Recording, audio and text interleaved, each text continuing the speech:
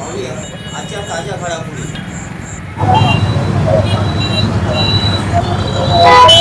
तहसील कार्यालयासमोर तुम्ही जे मुदत आता आज उपोषणास बसले म्हणजे याची नेमकं कारण काय उपोषणास बसण्याची वेळ का आली?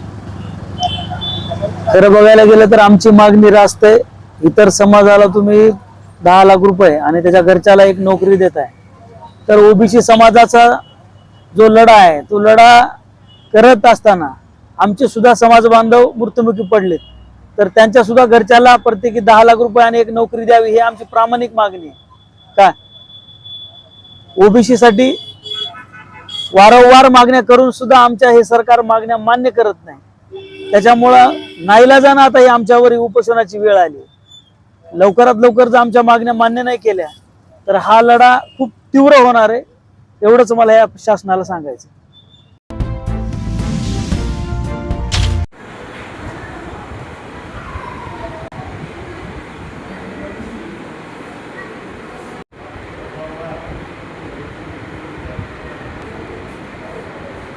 आज दिनांक 23 जून 2026 रोजी या ठिकाणी बघू शकता जिंतूरकरांना दूषित पाणी भेटत आहे। यामुळे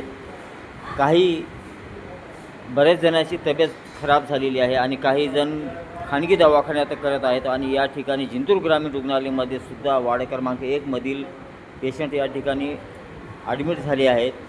असे बरेच पेशंट आहेत।